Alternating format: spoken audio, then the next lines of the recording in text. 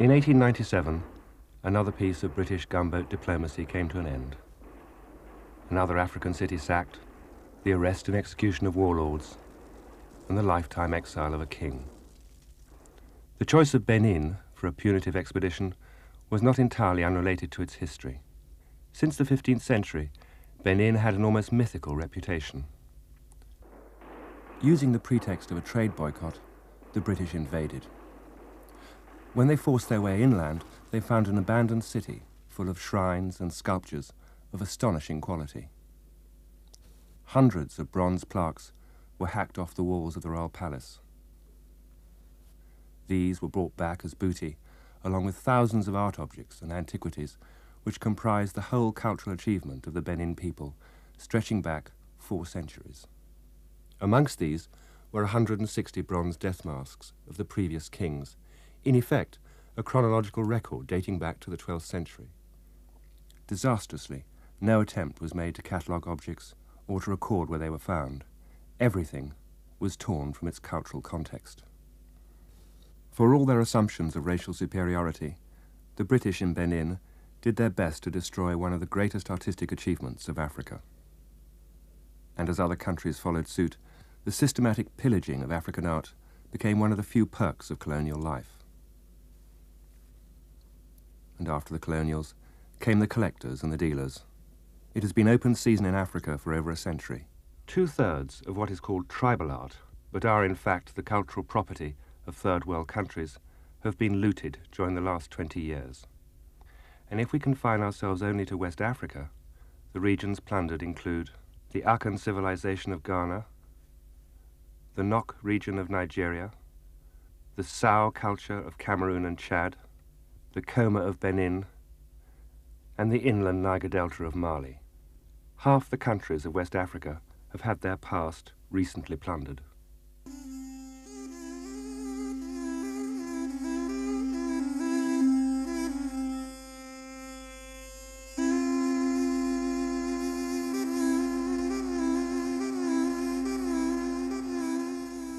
Dominated by its mosque, Djenné lies at the center of the Niger Delta, the last medieval city in Africa. By the 16th century, Djenné was one of the principal intellectual and market centers of the Sahel, rivaling its neighbor Timbuktu. Djenné's growth coincided with the rise of Islam in West Africa and the death of old Djenné. For only 2 miles separate modern Djenné from the ghost town of Djenné-Djenno, abandoned over 500 years ago. In 1977, the first extensive archaeological dig took place at Djenné-Djenno. Undertaken by an American, Professor McIntosh, the dig unearthed traces of a highly organized, sophisticated city-state. Here was evidence of one of the earliest African civilizations. From the start of the 3rd century BC, the city had, by AD 800, grown to support many thousands. Unfortunately, the publicity surrounding these finds had a side effect: a swarm of illegal diggers. Sold to local dealers and escalating in price, large numbers of exquisite bronzes and terracottas started to appear on the international art market, particularly through one country, Belgium. Eh bien, c'est par un pur hasard. It was really by chance. I had a friend, a collector who was also a dealer well known in Brussels, called Willy Mesdag. He was desperate to buy a Cameroonian mask, a Bachem mask, but he didn't have the money. However, he'd made a small collection of terracottas, and he said to me, "If you buy the Bachem mask from me, I'll swap some of my terracottas. Although they're not fashionable at the moment, we should make a collection together as an investment." I accepted the idea, and that's how it started. At what time was that? At the time terracottas started coming out of Africa, about 15 years ago. Yeah, 15 years ago. De Groen's collection is one of the largest in the world, and we've managed to trace over 200 pieces in various private collections and museums around the world. However, Of these 200, only 8 have been excavated legally, 6 dating from the 13th century and 2 dating from the 12th century. And of these 8 legal pieces, 3 are on display at the National Museum of Mali. This, I think, is one of the most remarkable pieces in the museum. It comes from the site of Djenné Djenno and was discovered by the American archaeologists, the Macintoshes, and it dates from the 13th century. What is the scientific value of this piece? It's a statue that has great value because it's the first time that an object like this has been discovered in an archaeological context. Generally, objects are pillaged, and that excludes any chance of scientific analysis of their origins. And this one? This is a terracotta mask that we acquired from a dealer in Mopti. It's a quite exceptional one because when one looks at African culture generally, particularly in Mali, the masks are almost always made of wood. Here, unusually, is one in terracotta. Yes, but how was this obtained? Without doubt, the object was pillaged. It was bought in Mopti from an antique dealer who got it from an illegal digger on one of the archaeological sites. It is to say that, although it's a special piece, we know nothing about it. Yes, exactly.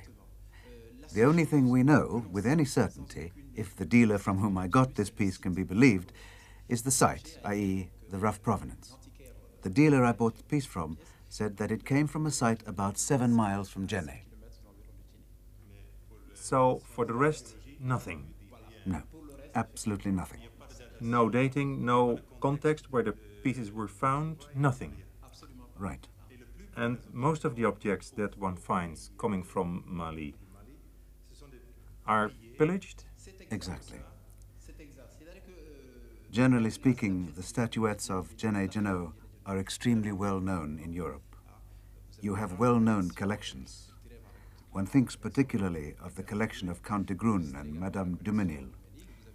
You have superb collections of Djenné Djenno statuettes, but there's no information about them because they were acquired in circumstances that are curious.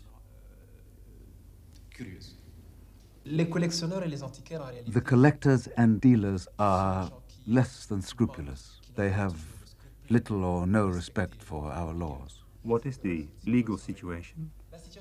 At the moment, the legal situation is that Mali has enacted a certain number of laws to protect its cultural heritage. These laws are very clear on the subject of archaeological sites and the selling of cultural treasures.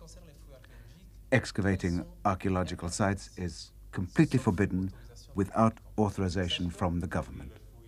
That's to say, scientific and legally authorized excavations. Yes, by professional archaeologists who come to us and discuss their projects. And apart from these projects, all forms of digging are illegal. Toute forme de fouille est illégale. Il y a un risque physique pour... There is a physical risk for European dealers. If they're not careful, they can simply be put into prison. I believe there are some who've had that problem. It's badly organized locally, and there's also a blacklist. If you don't take measures to protect yourself, you can have a lot of trouble. I'm well aware that foreign dealers and collectors who come here to Mali know under what conditions they work. And even if they don't know our laws exactly, they know nonetheless that the legal situation forbids them to operate. And morally, the real problem is we have a situation where they are basing their wealth on the theft of cultural treasures from a country that doesn't have the means to protect its heritage. J'hésite un petit peu entre la colère. I hesitate a little between anger and indignation, or rather despair. It's true that we live in a poor country with a cultural heritage that is extremely rich and without the means to put it to proper use. Yes, that's the situation in many countries in Africa, as well as in Latin America. Exactly. The situation of many so-called third world countries. On one hand, we have the Western world, the rich world, full of collectors, people of great wealth, who stimulate and even generate a market in African antiquities, and who, on the other hand, through their intermediaries, i.e. their local dealers and fellow countrymen, contribute to the pillage of our archaeological sites in a ruthless way. De façon extrêmement scandaleuse les sites archéologiques de ces pays-là. Enabling a few to make huge profits at the expense of the national heritage of many destroys world history. We agonize about the destruction of wildlife in these countries, but do nothing to help them protect their past. That, among others, Britain, France, Belgium, and the USA have refused to become signatories to the 1970 UNESCO Convention and have turned a blind eye to the white-collar crime flourishing in their art markets speaks volumes about their attitudes to poorer nations.